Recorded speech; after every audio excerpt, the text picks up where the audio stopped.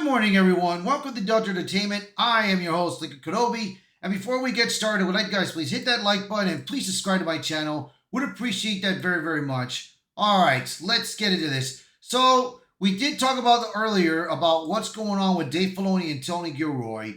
That Dave Filoni looks like he's trying to hold back on different ideas of Star Wars, how to make good stories and everything.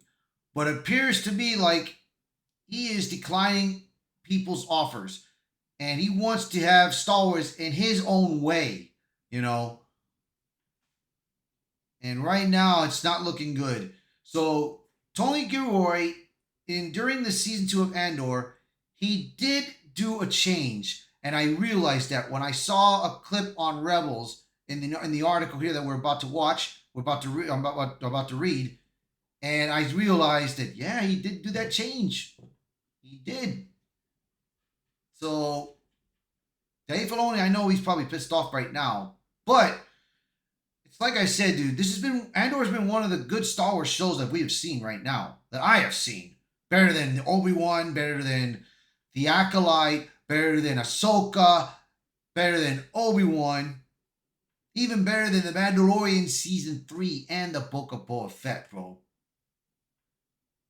Like I said, dude, it was the shows that we've seen right now in Star Wars was a major disaster, bro. The other one that was good was a Skeleton Crew. It had some hiccups, but it was a good show nonetheless. Anyways, let's look up the title. Tony Gilroy rewrites Filoni's Rebels canon in Andor Season 2 and doesn't hold back. We're hijacking canon. So here we go. A pivotal moment in Tony Gilroy's Andor Season 2 may have overridden a pivotal moment from Dave Filoni's Star Wars Rebels.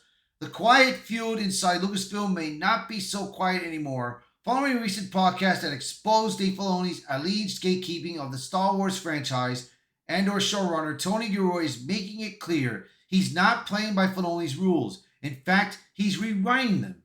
So, if those of you that saw Andor Season 2, in the end of Chapter 3, which was Chapter 9, Mon Mothma, instead of doing her speech in the Star Wars Rebels show in the ship with the main characters in Rebels, she did it in the Senate.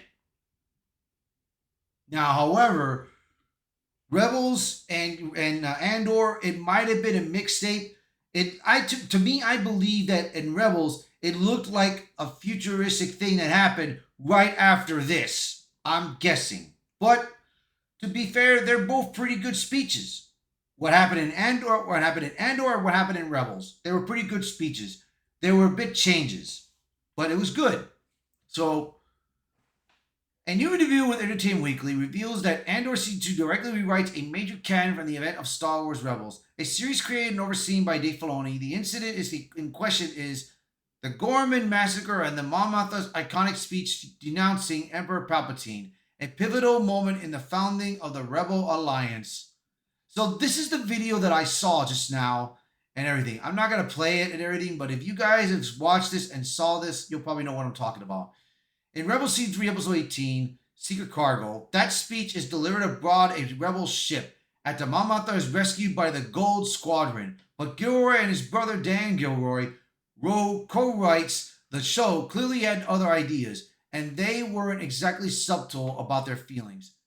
We are hijacking canon, Gilroy admitted to Entertainment Weekly, referencing the original Rebels episode. In canon, she's rescued by the Gold Squadron, and the speech that they gave in the cartoon, which was a canonical show, it's on that ship.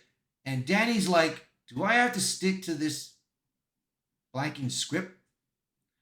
That line says it all. The Andor boss makes no attempt to hide his disdain for the existing Rebels version of events. Instead, Andor recontextualizes the moment, moving Mon Mothma's public break with the Empire to a dramatic Senate speech on Coruscant, long before her escape, and while Gilroy claims the rewrite still minimizes but keeps consistent with Rebels, which it did, of course. It's clearly a backhanded nod, if not a full dismissal, toward Lucasfilm Chief Creative Officer and Rebels creator Dave Filoni. Gilroy doesn't care about Filoni's Star Wars. Let's be blunt. Andor is playing by a completely different rule book. It's grounded, politically charged, adult-oriented storytelling, everything Filoni's animated legacy and the more recent Ahsoka series are not. And it's not just fans who are seeing the disconnect. Genevieve O'Reilly, who plays Mom Mothma in both Andor and Rebels, described the new version of the speech as a defining moment of her character, something the Rebels version never accomplished. Ah. Well. Oh boy. That is not looking good.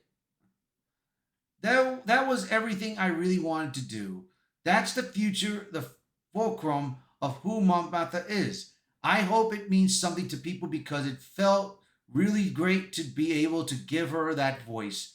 This wasn't just a tweak, it was a total rewrite of one of Filoni's most iconic scenes, and Gilroy seems proud of that fact. The Filoni Gilroy rift grows. Taken together with Joanna Robinson's recent claim that Lucasfilm insiders dislike Andor and that many projects are killed at a Filoni wall, this latest revelation confirms that what fans have long suspended. Lucasfilm is not united. Yeah, they're separated, they're scattered. I mean, you have mostly activists in Star Wars and Lucasfilm, and it's just been poorly written. The shows have been poorly written, and they try to do more female empowerment for them, and it's just wrong.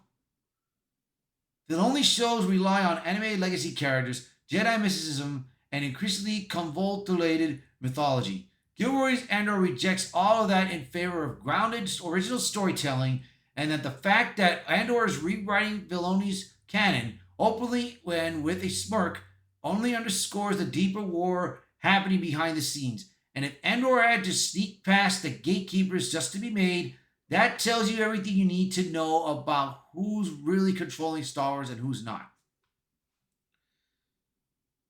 Yeah, man, there is. I know that there is a lot of there's a lot of speculation going on with Lucasfilm, bro. It's bad, bro, and it's all because of Kathleen Kennedy, bro. Kathleen Kennedy really destroyed Lucasfilm. She caused this problem, and now she needs to try to fix the problem. But she ain't gonna fix the problem. She's gonna rely on Dave Filoni to fix it. But it doesn't matter. I mean, Andor season 2, that was it. It's done. Andor is completely done. It starts off. It shows the beginning, the end of Andor season 2, and the beginning of Rogue One. So that's gonna be it for this video. So you guys let me know in the comments below, what do you guys think of this article? So please, by all means, share this video, post a comment below, let me know your thoughts. And as always, thank you all so much for watching this video, and I hope to see you guys until next time. Bye, everyone.